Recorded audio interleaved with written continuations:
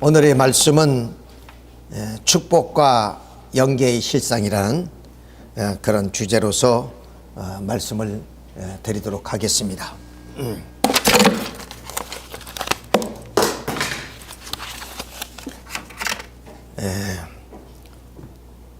오늘 많은 분들이 이렇게 구도의 길을 걸어가는 그런 분들이 많이 있습니다. 불 좀 꺼주시기 바랍니다.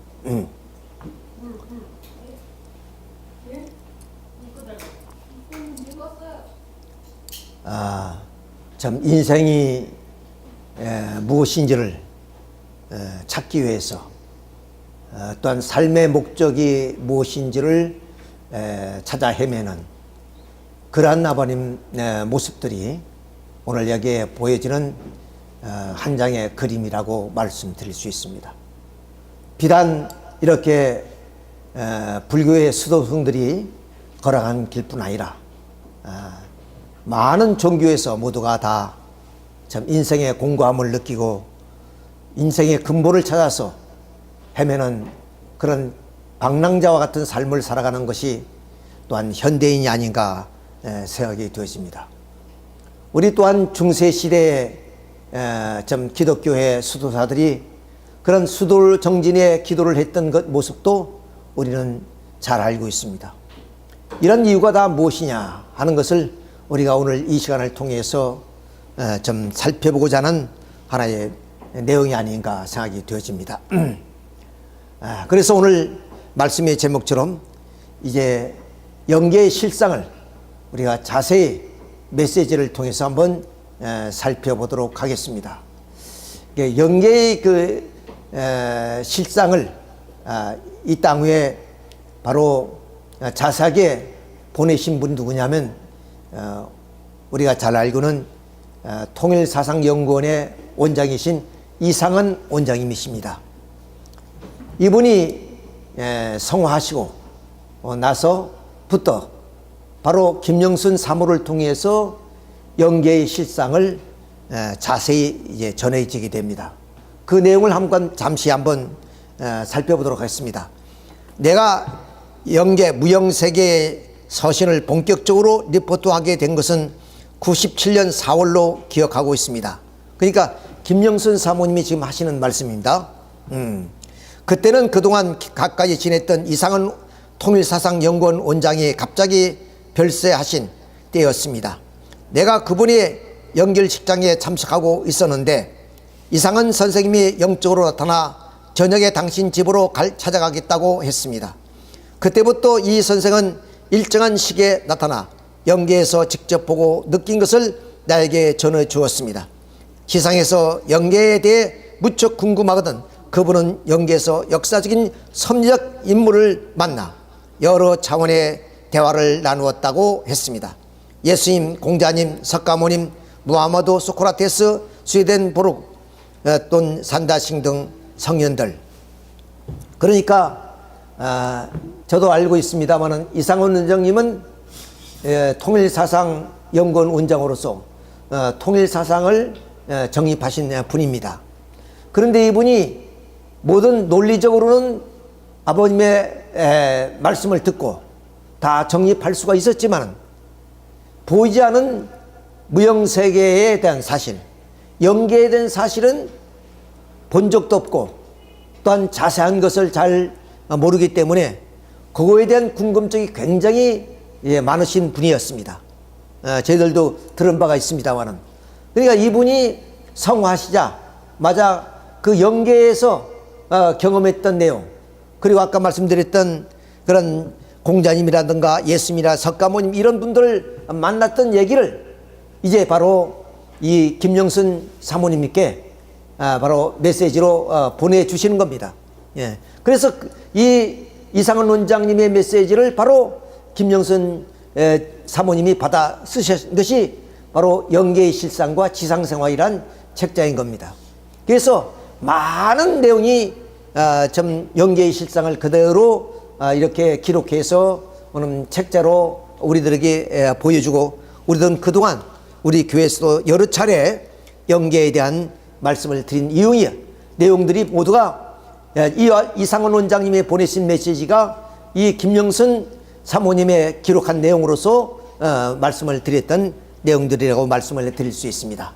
자, 그래서 이상원 원장님은 이렇게 공자님, 석가모님, 모하메도 이런 많은 분들을 만나시는데, 심지어는 아담해와 아브람, 이삭, 가룟 유다, 세례 요한 등 성경에 등장하는 선적 인물들, 그리고 karl 마르크스, 공산주의를 상시한 분이죠.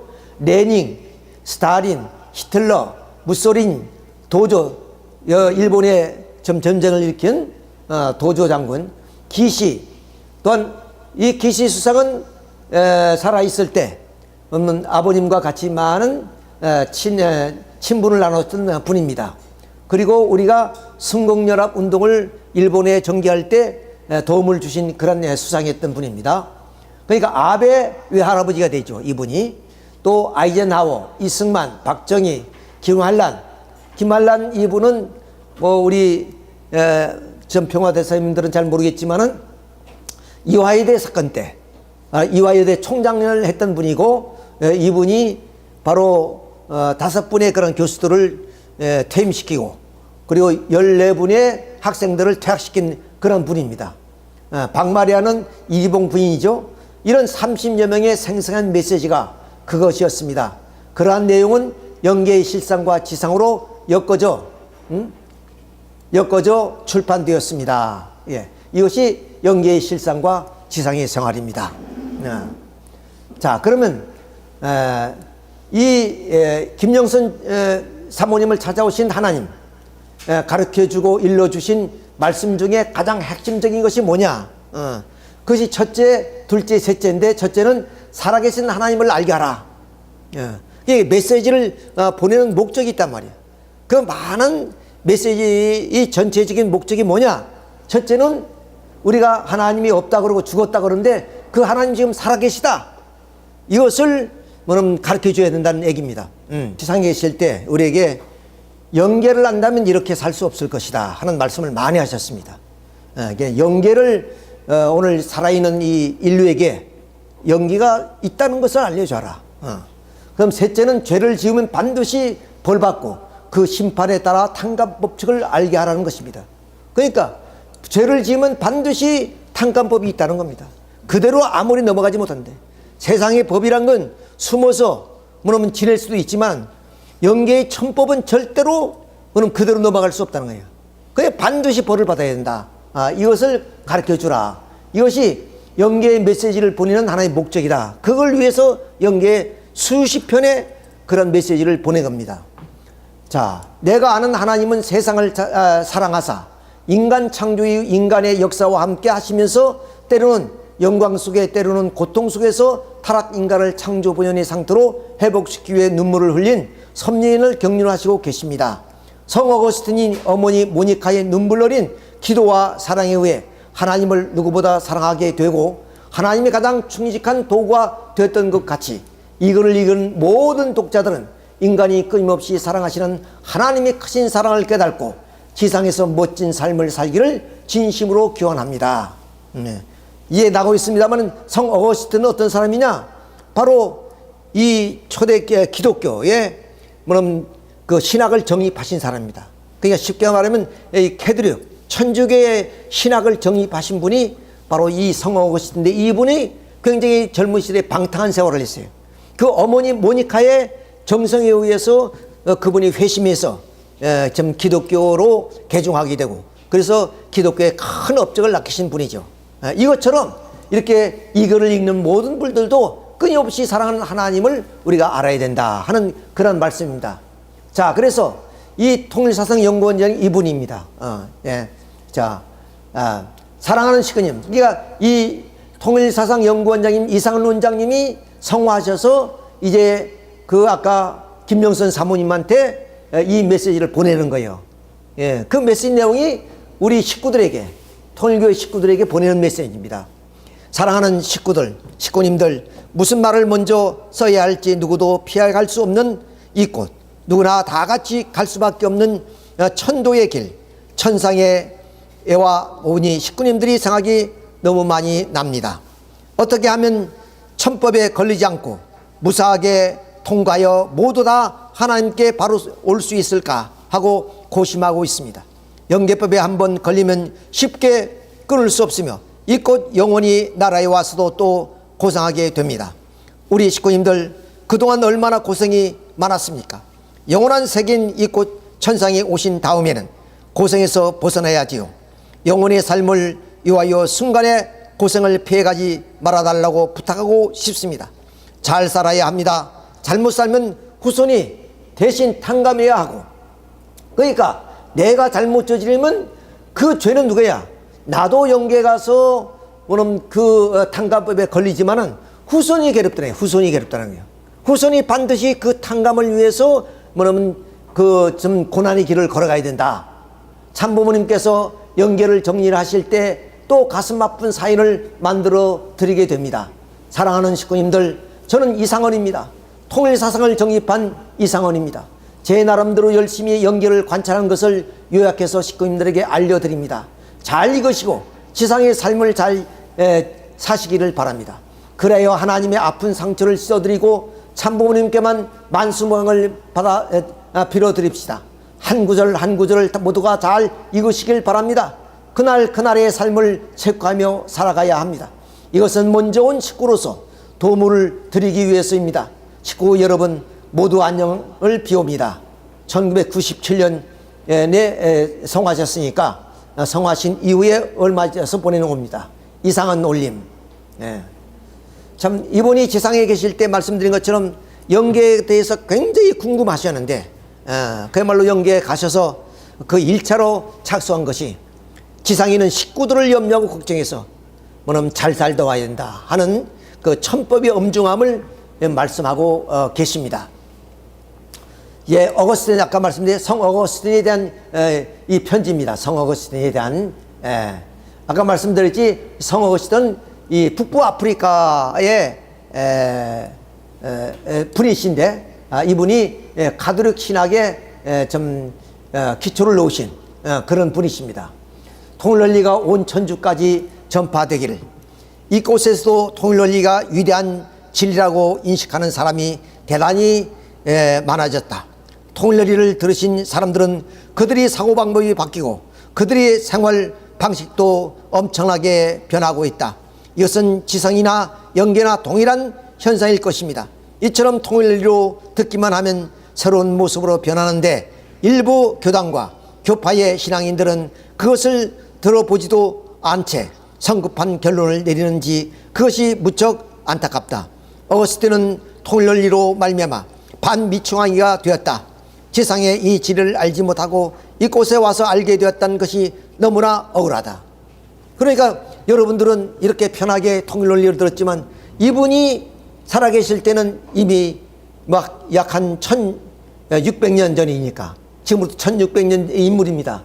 이분은 이런 원리를 들을 수가 없었단 말이에요. 이게 나름대로의 그런 그 신학을 정립하고 그런 공을 세웠지만은 통일논리를 들어보니까 당신이 세우신 그 신학은 아무것도 아니라는 거예요. 아무것도 아니야. 그러니까 너무 뭐냐면 이제 좀 안타깝다 하는 그런 얘기가 되겠습니다. 이렇게 좀 어떻게 한마디로 말하면 억울하다는 거, 억울하다는. 왜 지상인들은 아무런 노력도 하지 않는데 이런 위대한 일을 쉽게 들을 수 있고 아버님 축복을 받을 수 있는 그런 시대에 왔는데 자기들이 시대는 엄청나게 이 좀 기독교의 박해가 끝난 이후거든요. 그때 이 기독교를 정립하면서 얼마나 혼란 시대를 거치며 살아와서 주님을 위해서 오직 살아온 일생을 뒤돌아보면 너무 억울하다는 거예요. 너무 억울하다.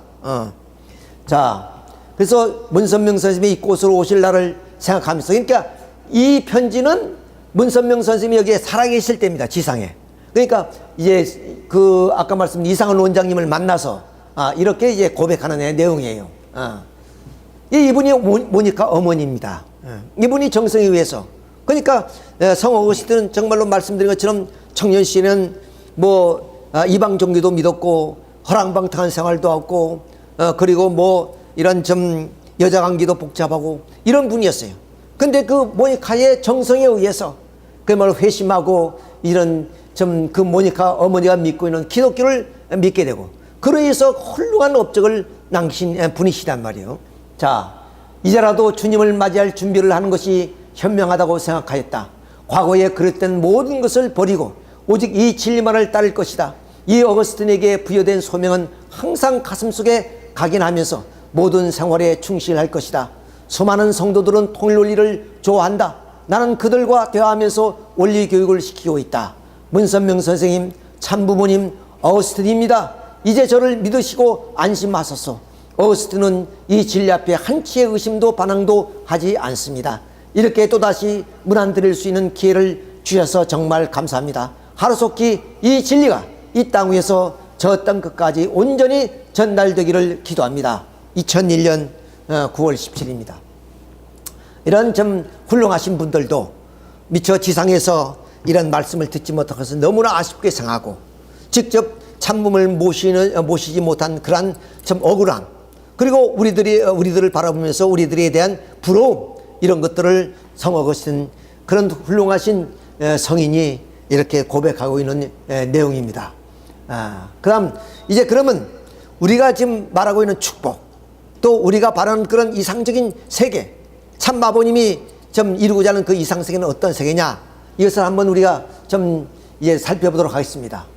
지상이든 천상이든 그럼 참부모님이 축복식 행사 이후에 괄목할 만한 그런 현상, 또 예를 들면 지옥이 천국이 되고 지옥인도 천국인도 모두가 하나 되는 동해의 큰 역사가 나타나지 않았다. 그래서 뜻을 모르는 사람들은 이상세계의 현실을 눈으로 직접 보고 그것을 잡으려고 하지만 하나님의 섭리 역사는 그렇지 않다. 하루아침에 금세 변해버리면 영물인 인간이 그 속에서 따라 어떻게 갑자기 변할 수가 있겠는가? 마치 땅에 씨앗을 뿌려놓으면 그것이 땅속에서 싹이 트기까지 수많은 과정이 필요한 것처럼 이상세계의 실현도 그 과정을 거쳐서 완성될 때까지 숱하게 많은 어려움과 곡절을 통하여 이루어지게 되어 있지 않으면 전혀 실현될 수가 없다.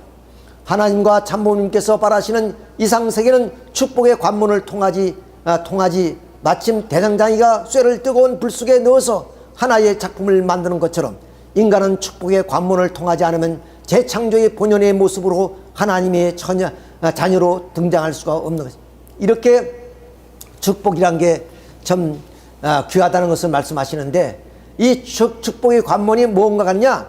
뭐냐면 쇠를 녹여서 그 대장장이가 좀 그 원하는 것을 만드는 것처럼, 그렇게 축복이란 것은 바로 우리를 녹여서 뭐냐면 하나님이 원하시는 그러한 인간으로 만드는 과정이 축복이라는 거예요.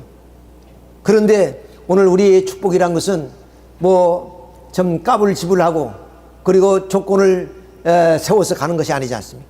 누구나 다 참아버님을 메시아로 인정하기만 하면 누구나 다 축복을 받을 수 있는 시대에 혜택권에 들어왔다는 겁니다.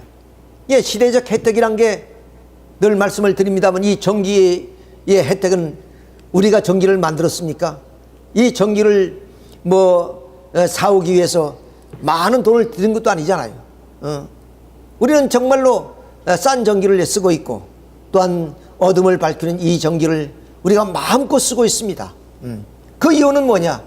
바로 과학자들의 수고와 노력의 결과로서 시혜적인 혜택이에요.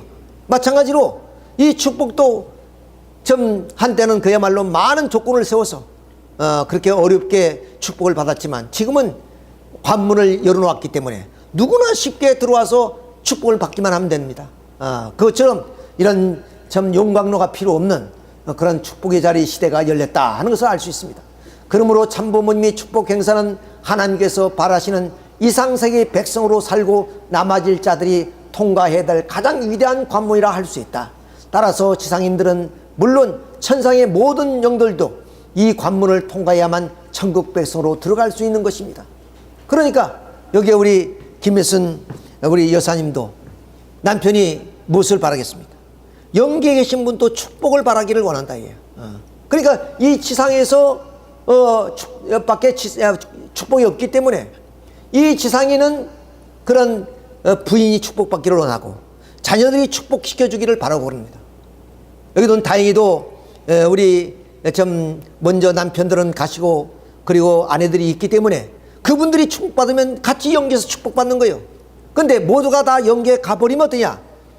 자녀들을 통해서 축복을 받아야 되는데 그 자녀들이 이 뜻을 모르는 한 이상 받을 수가 없다는 거예요. 자, 그런 말씀입니다. 그러므로 참부모님 축복 행사는 하나님께 바라시는 이상세계 백성으로 살고 남아질 자들이 통과해야 될 가장 위대한 관문입니다. 이걸 통하지 않고는 절대로 천국 들어갈 길이 없습니다. 우리가 뭐 불교의 신앙, 유교의 신앙, 기타 많은 종교의 신앙을 하지만 그것은 하나님을 알아가는 과정에 불과한 거예요. 과정에 불과해요. 하나님을 알고 뭐 합니까? 하나님 알면 꼭지를 따야죠. 축복을 받아야 됩니다. 그러니까 이 축복이 그렇게 위대하다.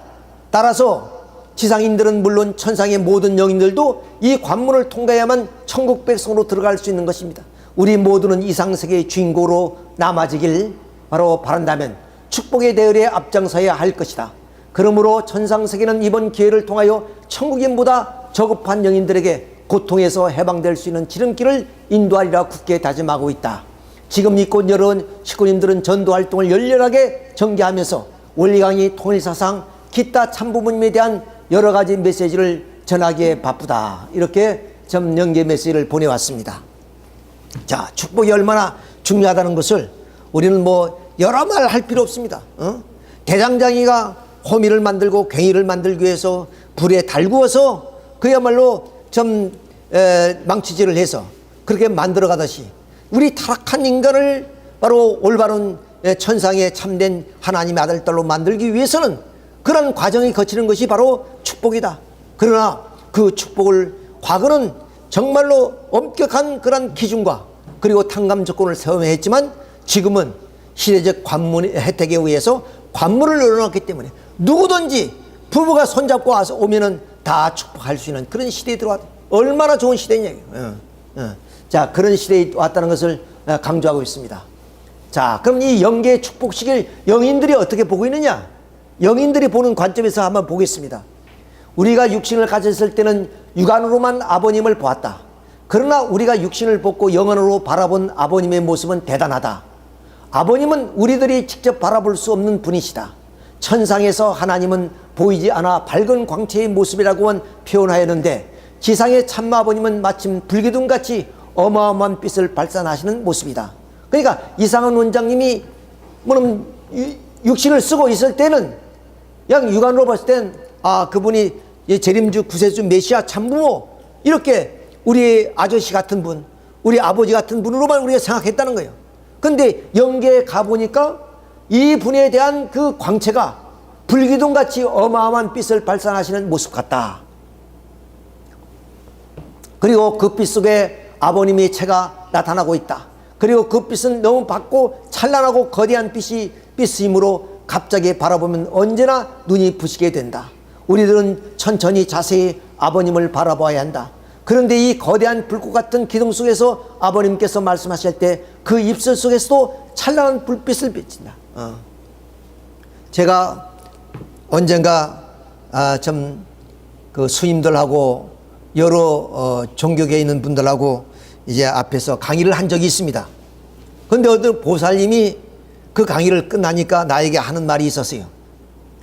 목사님 강의하실 때 목사님 얼굴에 광채가 너무나 찬란했습니다. 너무 빛이 밝아서 눈부실 정도로 그렇게 빛이 발산했습니다. 그런 말씀을 제가 들은 적이 있습니다. 제가 뭐 잘했다는 것이 아니라 그럼 우리 같은 사람도 이런 통일 원리를 강의하는데 그런 것을 영안이 있는 사람이 느끼는데 아버님의 오죽하기냐. 그러니까 이상한 원장이 본 그대로의 그런 그 불기둥 같은 어마어마한 빛을 발산하신 분이 참 아버님이시다. 우리는 그걸 모르고 그냥 우리는 하나의 스승, 참부모, 메시아로 그렇게 우리가 보고 있을 뿐이었다. 그런데 영계에서 바라보는 아버님은 우리가 상상하던 그런 아버님이 아니었다. 그런 말씀입니다. 자, 그래서 그런데 거기에 서 있는 수많은 선령들의 모습은 온누리에 충만한 아름답고 찬란한 불빛이 광채 속에서 전국의 선난 선녀들이 서 있는 모습들이 그런 자세들을 하고 있다. 그 불빛 속에 아름다운 노래와 춤과 선율이 흘러나오고 그 속을 사뿐사뿐 걸어가는 한 쌍 한 쌍의 모습은 참으로 황홀하고 아름다운 모습 그 자체다. 자, 이 축복을 바라볼 때 그렇게 황홀했다는 거예요. 연계에서 바라보는. 물론 우리가 이런 모습을 볼 때 정말로 좀 웅장하고 그리고 좀 이 말로 표현할 수 없는 그런 하나의 모습이 아니에요. 예. 이것은 이 지상에 봐서도 그렇지만 연계에서는 황홀하고 아름다운 그 모습 그 자체라는 거죠.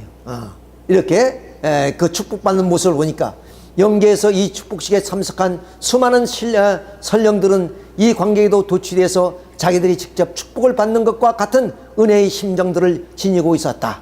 이 행사의 순간순간의 참부모님 자태는 여러 가지 색깔의 광채를 발산하시는 모습과 같았다 하는 겁니다. 참 그러니까 우리 육신의 눈을 가지고는 한계가 있으니까 그런 걸 느끼지 못하는데 이상원 원장님이 참 영계에 대한 그런 관심을 많이 가지시고 거기에 가셔서 그 본 모습 그대로 오늘 우리들에게 전해주는 겁니다. 참 부모님 모습이 그렇다는 거예요. 불기둥처럼 찬란해서 우리가 두 눈을 보고 바라볼 수 없이 광채가 빛났던 그런 모습을 보여주고 있다 하는 것을 여기에 볼 수가 있습니다. 또 지상에서 아무리 행복한 삶을 영위한 자일지라도 육안에 의존은 안 될 것이다. 지상인은 어떻게 아름답고 찬란한 광경을 볼 수 있을 것이다. 지상인들이 느끼는 행복은 자랑할 것이 못 된다. 육신을 보신 선령들이 훨씬 더 아름다운 광경을 경험하는 행복한 순간이 이 곧 선령들은 축복 행사에 참석한 은혜에 하나님께 수없이 감사드리고 있다. 그 간 향기에 취해 초연이 있는 모습은 정말로 아름답게 그지없다. 이 모습은 타락하지 않은 인간의 모습, 하나님께서 원하신 본연의 에덴의 모습 그 자체가 아닌가 생각된다. 모두가 선하고 겸허한 모습으로 서로 행복한 얼굴을 마주하며 행복감에 취해 있다. 한편 이 광경을 바라보시는 하나님께서도 역시 한 줄기의 광채로 우리들을 감싸 주시며 흐뭇해하고 행복하고 계셨다. 축하의 이상이란 이처럼 아름답고 고귀한 것이다. 이때 영인들은 하나님의 자녀로서 하나님의 거룩한 향기와 빛을 따라 항상 끌려가는 듯한 모습들이다. 여기서 우리 모두가 깊이 깨닫고 깊이 생각해야 될 사실은 이 축복되고 최고의 자리까지 옮겨주신 분은 참 부분이시면 이 자리를 끝까지 지켜야 할 책임은 우리 각자에게 있다는 점이다. 그것은 인간 최고로 귀하게 지음받은 하나님의 자녀이기 때문이다. 영원한 천국 백성으로서 하나님의 자녀로서 책임져야 될 것이 바로 나 자신인 것이다. 그러므로 축복의 가치를 항상 깊이 간직하여 살아야 될 것이다. 축복은 받아도 되고 안 받아도 되는 그런 것이 아니다. 육신을 쓰신 채 쓰셔야 됩니다. 내가 너무 축복에 대해서 강조를 해서 여러분들이 어떻게 생각할지 뭐냐면 이렇게 귀한 거예요. 우리가 몰라서 그렇지 영계에서 보니 그 축복이란 것은 근데 육신을 벗어버리면 축복을 받을 수가 없단 말이에요. 영계 가서는. 그나마 그래도 남편이 먼저 가면 부인이라도 남아있으면 부인을 통해서 그럼 영계와 축복을 받으면 돼요. 그런데 부인마저 가버리면 아들이 이런 뜻을 알겠느냐 이게요. 후손이 이런 뜻을 알겠느냐 이게요. 그러면 영원히 영계에서 축복을 못 받는 거예요. 축복을 못 받으면 하나님 자녀가 절대로 안 되는 겁니다. 그만큼 축복이 중요한 거예요. 이 땅 위에 메시아가 오신 목적이에요. 그 축복 하나 해주기 위해서 오신 거예요. 다른 것이 아니란 말이에요. 축복해 주셔서 뭡니까? 참가정을 이루나요. 참가정을 이루는. 그걸 위해서 주님이 오신 것이고, 그래서 2000년 동안 기독교인들이 그 주님을 바라봤던 목적이 뭐냐? 그냥 주님 만나기 위해서 2000년 전 예수님처럼 제자들이 예수님을 따라다니던 그렇게 위해서 주님을 기다린 거 아니라 그 축복 하나를 받기 위해서. 그러니까 아무리 오늘 기독교의 대를 이으면서 신앙생활을 하더라도 축복받지 못하면 아무런 의미가 없는 거예요. 아까 처음에 나왔던 수도자들이 그런 하나의 모습을 그런 생활을 하더라도 축복까지 못 오면 아무런 의미가 없는 겁니다. 그 축복의 자리까지 오기 위해서 그러한 험난한 구도의 길을 걸어가는 거예요. 그걸 오늘 종교인들은 몰랐다고 말이에요. 자, 축복과 인간이 어떻게 변화되느냐 한번 봅시다. 타락하지 않은 인간은 천국의 이상향을 향해 가는 대단히 선하고 아름다운 본연의 성품을 가진 존재였다. 그런데 타락으로 인해서 이 모든 것을 잃어버린 인간의 얼굴 형상은 본연의 동산에서 하나님께서 바라시던 형상과 반대의 모습으로 변해버렸기 때문에 아무리 외적으로 아름다운 얼굴을 가진 사람이라고 할지라도 그의 혈통 속에는 타락의 피가 흐르게 마련이다. 그리고 그는 타락의 혈통으로 인한 어둡고 침침하고 탁하고 검은 피를 가졌기 때문에 그 옆에 있으면 퀴퀴한 냄새가 나고 타락의 비린내가 나게 마련이다. 그러므로 인간의 이러한 모습을 가지고 있는 한 결코 하나님 앞으로 갈 수도 없고 천국이라는 곳에 있을 수도 없다. 인간이 제 아무리 선하게 살았다 할지라도 타락한 모습 몸속에서 죄의 싹이 자라고 오염된 타락의 피가 흐르고 있는 한 인간은 하나님의 자녀로서 나갈 수도 설 수도 없다. 그러나 참 부모님의 축복으로 말미암아 이 모든 것을 청산짓고 하나님 앞으로 나갈 수 있는 가장 빠른 지름길이 위대한 관문이 열리게 되었다. 아무리 못생긴 외모로 할지라도 그리고 아무리 혹독한 죄인이라 할지라도 축복받은 이후에 그들은 아름다운 향기와 빛을 발산할 수 있는 모습으로 변화되어 참모습이 될 수 있는 것이다. 이와 같이 축복의 시간 참부모의 공로에 의해서 우리가 2000년 전에 예수님이 돌아가실 때 예수님 12제자도 다 도망갔습니다. 십자가가 무서워서. 그런데 함께 했던 오른편 강도와 왼편 강도가 있는데 오른편 강도가 예수님을 메시아로 인정합니다. 그때 예수님께서 너는 나와 같이 낙원에 가리라 그랬습니다. 아무리 죄인이라도 그 주님을 인정하고 메시아로 인정하면 그렇게 되는 겁니다. 우리가 지금까지 어떤 삶을 살아왔다 할지라도 바로 축복을 받으면 어떻게 해요? 하나님의 자녀로서의 아름다운 향기와 빛을 발산할 수 있는 모습으로 변화된다 그 말입니다. 물론 우리 육안으로 볼 때는 그런 것은 뭐 안 보이지만 영적인 눈으로 바라볼 때는 그렇다는 거예요. 그것이 바로 축복을 받느냐 안 받느냐는 그런 하나의 인간의 모습이라는 것을 여기서 우리가 알 수가 있습니다. 자, 이렇게 늙어도 축복받지 않습니까? 이렇게 축복받아요. 이렇게 이 축복받는 거 아무것도 아닙니다. 그냥 좀 목사님이 오셔서 주례해 주시고 그래서 성주 마시면 그것이 축복이에요. 언젠가 제가 좀 선배들이 축복하다는 것을 말씀드렸죠. 7년 동안 성별생활을 하는 거예요. 부부생활을 하지 않고 그런 혹독한 그런 하나의 탕관 노정을 거쳐서 그때 축복을 받았던 겁니다. 근데 지금은 문을 열어놨으니까 아무나 부부가 손잡고 들어오면 축복해주는 그런 시대 왔다 이거예요. 그런 시대에도 불구하고 내가 살아생전에 그 축복을 못 받고 영계 가면 가슴 치면서 장탄식하는 삶을 살아야 된다. 예, 그런 말씀을 이해해 드리겠습니다. 인간의 모습이 변화될 수 있는 가장 큰 행사인 것이다. 그런데 요리조리 피하면서 이 축복을 받을 수 있는 기회를 놓친 자가 있다면 그는 영생의 삶에 관한 영원히 하나님과 먼 거리에 머무는 자가 될 것이다. 참으로 기이한 현상은 축복을 받을 때 비로소 각자의 문제가 해결될 수 있는 길이 열리게 되고 참부모님에 의해서만 새로운 변화의 계기가 조성될 수 있다는 점이다. 그런 이 귀한 때와 시기를 잘 맞춰서 그것을 내 것으로 붙잡는 자만이 천국 백성이 될 수 있을 것이요 하나님의 자녀로 등장할 수 있을 것이다. 이렇게 이상훈 원장님이 말씀하고 계십니다. 여러분 잘 마음속에 새겨야 합니다. 흘러가는 얘기로 절대 들어서는 안 돼요. 자, 그리고 이제 사랑과 축복. 사랑과 축복은 대단히 간단하다. 그러나 그것들은 대단히 고귀한 것이다. 사랑과 축복은 마침 마음과 몸의 관계와 같다. 하나님께서 원하셨던 본연의 이상향을 사랑 그 자체로 이루어진 세계이지만 타락으로 말미암아 본연의 사랑을 잃어버렸기 때문에 사랑에 추하고 더럽게 느껴졌던 것이다. 그러나 하나님께서 완성하셨던 본연의 사랑은 하나님과 인간의 일체를 이룰 수 있는 사랑이었다. 사랑의 이상향이란 하나님께서 임재하실 수 있는 곳이었다. 그러므로 인간이 잃어버렸던 사랑에 직접 찾아가는 길은 축복의 관문인 것이다. 축복의 관문을 통과하지 않은 자는 하나님께서 바라시는 사랑다운 사람을 할 수 없게 된다. 눈으로 보는 사랑, 다시 말해서 지상의 사랑은 당사자가 서로 좋아하기 때문에 결혼하는 사랑이다. 그리고 결혼한 후 단 둘만이 아늑한 보금자리를 찾아가서 부회를 느낀다. 이것이 우리가 알고 있는 평범한 사랑이다.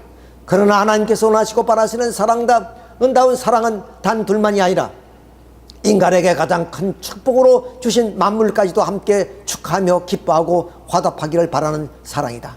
영계에서의 예를 들면 한 쌍의 부부가 사랑을 하게 되면 하나님이 아름다운 광채가 먼저 그 부부의 사랑에 의해 화답한다. 그러면 그 주위에 있는 꽃들과 바람, 모든 초목들도 새들도 물결도 함께 각자의 재능을 나타내면서 축하한다. 그러니까 이 축복받은 사랑은 자기만의 사랑이 아니라 모든 만물 만상이 화답하는 사랑이다. 다 기뻐서 즐거워서 꽃들은 아름다운 향기를 바람은 따사로운 호흡과 같은 포근함을, 물결은 아름답게 출렁이는 선율을, 나무 잎들은 한들한들 거리며 새들은 짹짹거리면서 저마다 아름다움이 극치의 모습을 보이며 그 부부의 사랑에 화답한다. 이때 하나님이 휘황찬란한 빛과 채가 그들을 덮어버린다. 그 장면은 그야말로 대장관을 이룬다. 이 아름다운 장면들을 보는 이들도 함께 그 황홀함에 도취하고 있다. 이것이 어찌 인간만이 노력으로 될 수 있는 일인가? 결코 인위적으로 되는 것이 아니다. 축복이란 귀한 관문을 통하지 않으면 이 경지에 도달할 수가 없는 것이다. 그러므로 인간은 이러한 축복의 가치와 은혜를 주신 참부모님께 깊이 감사해야 될 것이다. 참부모님을 보내주심을 하나님께 또한 감사드려야 할 것이다. 나의 결론은 사랑은 축복의 관문을 통과하지 않은 사람에게는 전혀 기대될 수가 없는 것이다. 참, 축복이 얼마나 중요하다는 것을 역설하고 계십니다. 자, 오늘 이제 사도 바울에 대한 얘기를 좀 하고 마치겠습니다. 자, 사도 바울은 어떤 사람이냐면은 바로 그분은 유대인입니다. 베냐민 지파의 유대인으로서 디아스포라, 그러니까 유대인으로서 이방에 사는 사람이었어요. 근데 그분이 고향이 요 다소라는 곳이에요. 그분이 갈라기아의 그 다소성에서 출생하셨는데, 그분은 로마 시민권을 가지고 있었던 분이고, 또 이제 헬라어도 유창하게 잘하시는 그런 분입니다. 근데 이분은 베냐민 지파의 그런 그 후손으로서 이 바리새파 율법을 공부하는 사람이었습니다.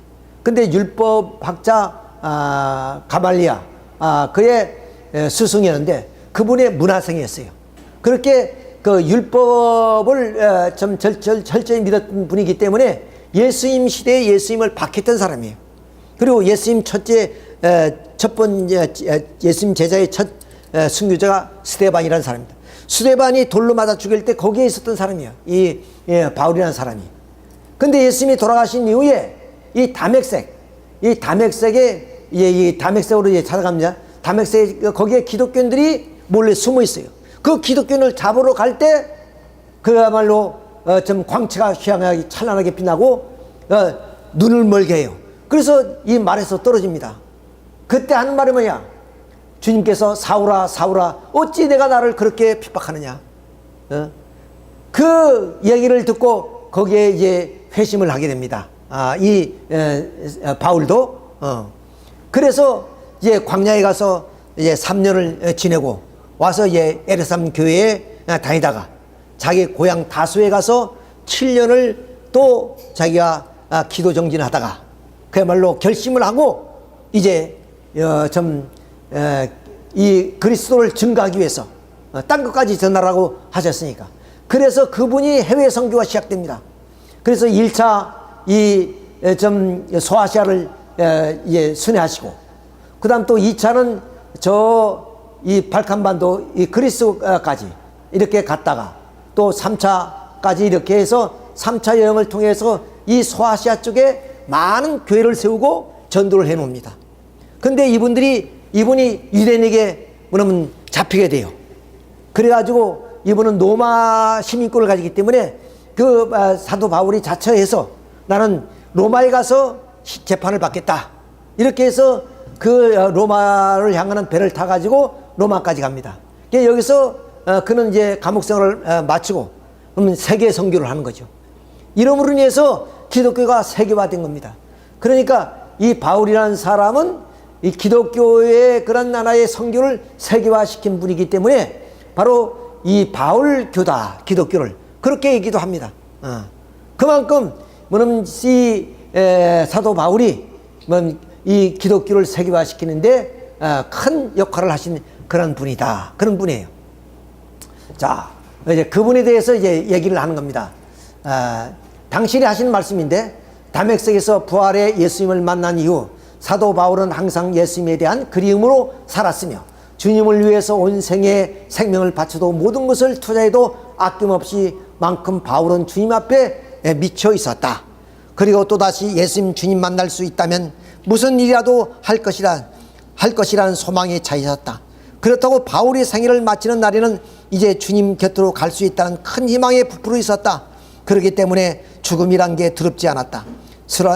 스라의 많은 사람들 가운데 지상생활에서 주님을 만나고 이곳 영계에 와서 여호와를 만나고 여호와의 집에서 여호와를 경외하며 여호와를 위해서 알리는 일을 말씀까지 받은 바울은 참으로 복된 자요, 복된 자리에 있음에 너무도 감동하여 어떻게 살면 보온의 삶을 살아갈 수 있을까 하는 마음에 가득 차 있었다. 바울은 지상에서 개척자를 돌면서 많은 어려움을 극복하면서 살아왔지만 지금 지옥 한 현장의 모습 같은 곳은 본 적이 없었다. 이제부터 그 지옥에 대한 것을 이 사도 바울이 지옥에 본 것을 지금 얘기하려고 하는 겁니다. 어찌하여 이곳에서, 즉 여기가 지금까지 지옥 현장 모습 같은 곳은 본 적이 없다. 지금 보고 있는 지옥의 현장을 이제 말씀해 주시는 겁니다. 여호와께서는 이들에게 관대함도 배려도 보이지 않으셨다. 바울이 이곳의 사실을 지상인에게 알린다는 것 자체가 끔찍하다. 그러나 여호와께서 부탁하신 일이요. 그러니까 하나님이 이 바울에게 뭐냐면 지옥에 가서 보고 그것을 이 지상인에게 알려라. 그런 말씀을 받았다는 거예요. 자, 그렇기 때문에 여호와께서 부탁하신 일이요 하시는 일이시기에 끔찍하고 잔인한 곳이 생활 모습이지만 바울을 기억하는 모든 신앙인들에게 이 사실을 공개하고자 한다. 이곳은 지옥이다. 밝고 어두운 곳에는 계속되는 곳도 아니요, 어둠도 그냥 어둠이 아니다. 지상도 밤이 되면 어둡다. 그러나 그 어둠이 있다고 누가 공포에 떠는가?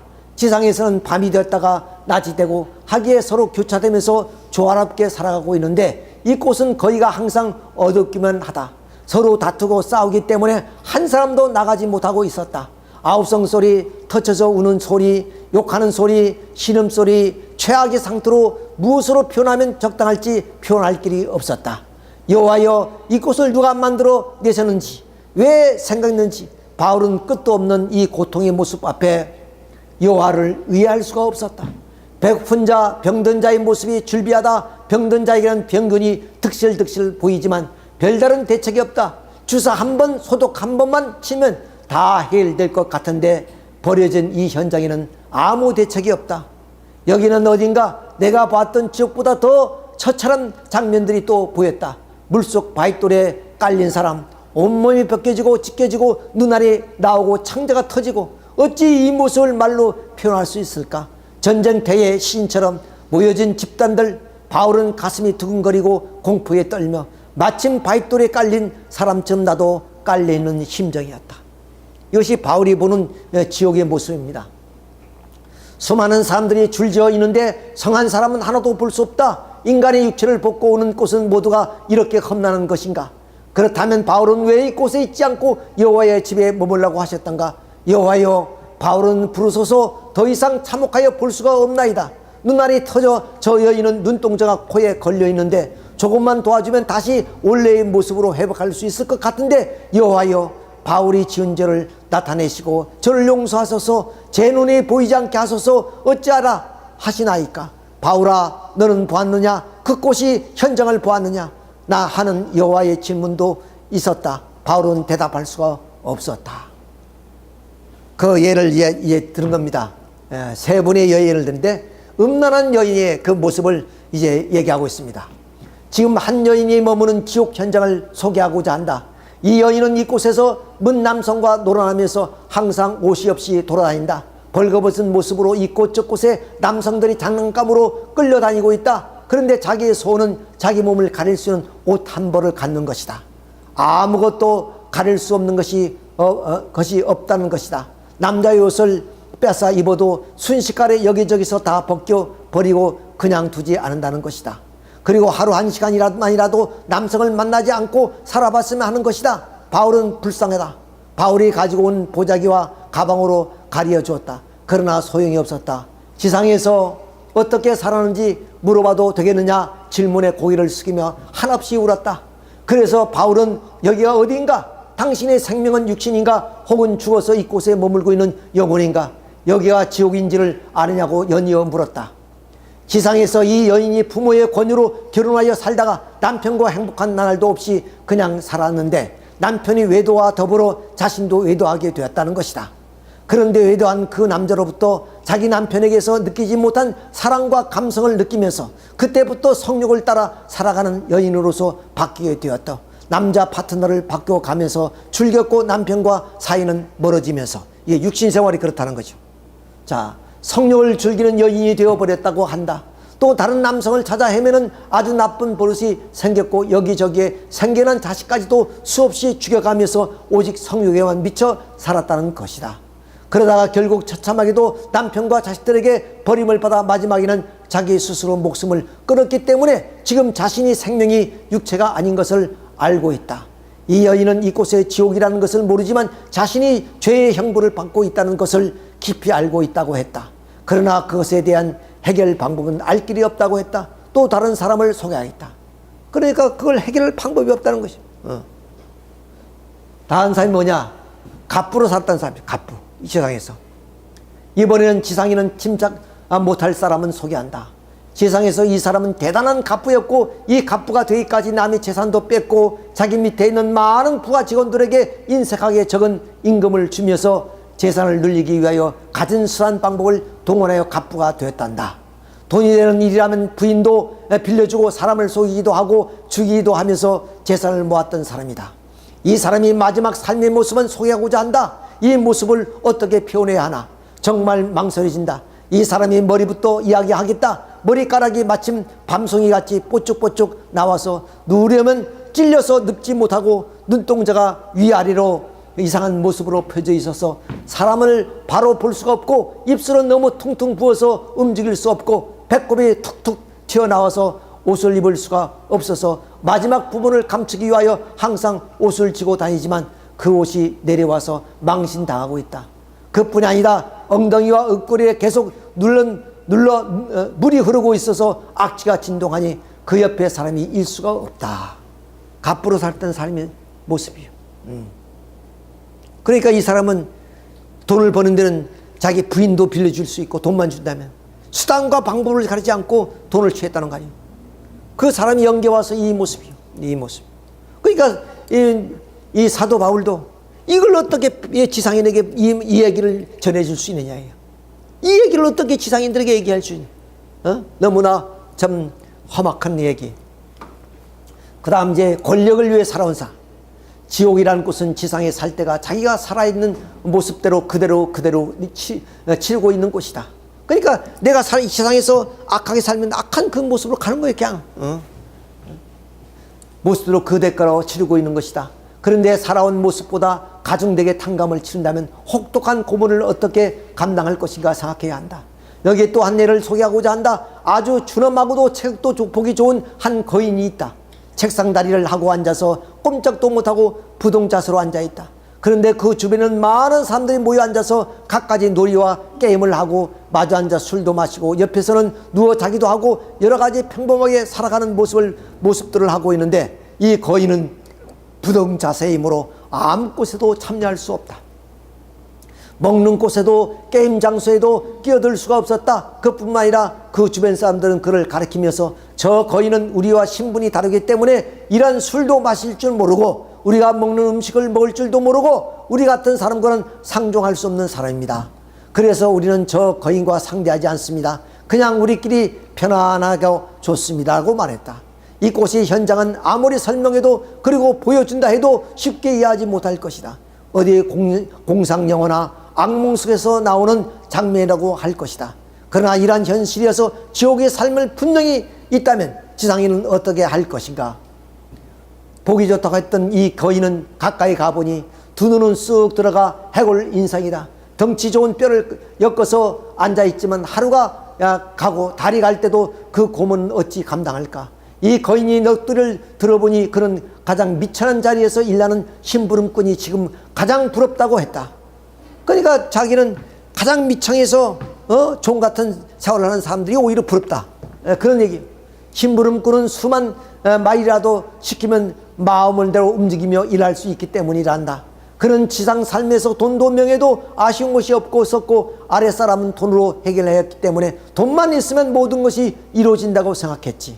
상대방의 인격이나 상대방의 자존심 같은 것은 생각해 본 적이 없었다고 했다. 그는 이곳에 와서 너무 처절한 모습으로 생활하고 마음이 고통까지 몰려와서 주변 사람들을 바라볼 수가 없다는 것이다. 그것뿐이 아니라 지상에 살면서 명예도 권세도 세도도 자기 한 손 아래에 있었으므로 사후의 세계에서도 그러한 물질의 많은 영향력을 미칠 수 있다고 생각했는데 이곳엔 전혀 혜택도 없다고 했다. 권력과 세도를 부리지 않았다면 저들이 나를 이렇게 무시하지 않았을 것이라는 것이다. 마지막입니다. 이상한 선생님의 만남. 그리운 여호와 하나님과의 만남을 기다며 강의하는 장소로 향했다. 그러니까 사도 바울이 이상한 원장님을 만나는 겁니다. 자, 그런데 그곳에 어제와 같이 많은 사람들이 모였는데 강의하려는 강사는 보이잖아. 모든 사람들을 기다리는 자세였다. 그러니까 영계도 이처럼 많은 사람이 지금 강의를 들리고 와 있다는 거예요. 그런데 강사가 보이지 않는다는 거죠. 자, 그리고 무언가 두리번거리더니 이상한 선생님은 메시아 강림과 그 재림 목적이라는 글귀를 크게 붙이고 강의하기 시작했다. 저도 그 메시아 강림과 그 재림의 목적 강의 여러분 들으신 적 있죠? 예, 그런 강의를 이제 하기 시작한다는 거예요. 강의를 듣는 바울은 너무도 놀라운 사실에 견딜 수가 없었다. 강의 시작부터 여호와 하나님께서 이 꽃을 완전히 당신의 사랑의 체온으로 감싸시고 강의하는 이상한 선생님께 빙글빙글 두루 도시면서 강의의 분위기가 매혹되게 하시는 것이다. 바울은 여기가 어디인가 하고 놀랍고도 또 놀랐다. 메시아의 강림이 무엇이고 재림의 목적이란 게 무엇인가? 강의를 듣는 바울은 온몸에 불 속에 들어온 기분이었다. 그리고 질문 같은 것은 전혀 나오지 않았다. 이상한 선생은 바울에게 질문을 던졌다. 이런 강의를 어디서 들어본 적이 있습니까? 하는 것이다. 바울은 그냥 처음에 이곳에 올 때처럼 휘둥그레져 가지고 멍하니 선생을 쳐다보기만 있었다. 통일 논리가 워낙 여러 강사들의 열강은 내 가슴에 돌방망이로 내치는 것 같다. 더 아프고 괴롭게 했다. 잔인하신 여호와 하나님, 그토록 또 만나고 싶어하는 바울에게 한 번도 돌아보지 않으시고 오직 강사들만을 뜨겁게 굳게 안으시고 그들을 사랑하고 계셨다. 바울은 버림받은 자식이었다. 그동안 여호와의 바울에 대한 사랑은 또 무엇인가? 정말 소리치고 뛰쳐나가고 싶다. 많은 강사들은 바울보다 더 여호와 하나님 가까이 있으면서도 사랑도 받고 지시도 받고 생활하구나 하는 모든 생각이 바울 자신에게 용납되지 않으면 적지 않은 혼란이었다. 자, 이 영계에 가 있는 강사들은 바울에 비교될 수 있습니까? 지상에서? 저처럼 이렇게 강의하다가 가신 분들이요, 그냥 참모님 따라서 축복받고 강의하다가 가신 분이다. 그런데 사도 바울 선생은 어떤 분이에요? 바로 기독교의 거장이라 그러지 않았어요? 세계 선교를 맡았다 했던 분이란 말이에요. 그러니까 세상에서는 비교될 수도 없는 사람이다 말이야. 그런데 영계에 가보니까 자기는 하나님 본 척만 척도 안 하고 강사들 중심에서 빙글빙글 돌면서 은혜와 축복을 주고 있다는 거예요. 기가 막힌 얘기죠. 통일논리를 강의하는 강사들은 모두가 대단히 열정적으로 통일논리의 이론에 미쳐서 강의하고 있었다. 바울은 전도에는 자신이 있었는데 저런 강의는 해본 적이 없다. 하여튼 바울은 어디론가 떠나버리고 싶었다. 아무것도 생각하고 싶지 않았다. 그냥 그대로 생각 없이 지내고 싶었다. 이토록 바울에게 어려움이 온다는 것은 상상도 해본 적이 없다. 자, 이제 마지막입니다. 자, 이렇게 사도 바울은 세계 선교의 꿈을 실현하신 분, 예수님을 세계화시키는데 1등 공신하신 그런 분이요. 그런 분이 이 쪼머리 같은 강사, 그 사람만도 못한 그 모습을 보면서 뭐라고 했어요? 참 여기를 떠나고 싶다는 거야. 어디에 숨어서 살고 싶다는 거야. 이것이 바로 축복이고 이것이 원리입니다. 여러분 결코 소홀히 생각하면 안 됩니다. 우리가 살면 얼마나 살겠습니까? 앞으로 10년, 20년 다 갑니다. 누구도 다 가는 거예요. 지상의 물질 가지고 해결될 수 없는 것이 그것이에요. 축복을 다음 셋째 주에 정해놨습니다만은 뭐로 여러 가지 형편이 좀 이제 부부는 부인이 함께 동행해야 되고 홀로 신분이 참 편하죠. 뭐 내 마음 뜻만 가지면 축복받을 수 있으니까 그는 축복받으면 영계에 계신 남군이 오시는 거예요. 그래서 거의 축복받는 거예요 그냥. 근데 부부의 경우는 부인이 좀 동참해야 되는데 부인이 이런 강의를 안 들어봤으니까 참 동참하기 어렵겠지요. 그럼 어떻게든지 설득시켜서 이런 강의라도 듣고 그리고 그렇게 해서 축복을 받으셔야 됩니다. 그렇게 해서 영계에 가셔야 돼요. 그냥 뭐는 죽으면 그냥 스스로 가는 그런 세계가 아니란 말이죠. 자, 이런 것을 아시고 참 우리가 꼭 이번 축복에 많은 분들이 참여하시기를 바라면서 오늘 말씀을 마치기로 하겠습니다.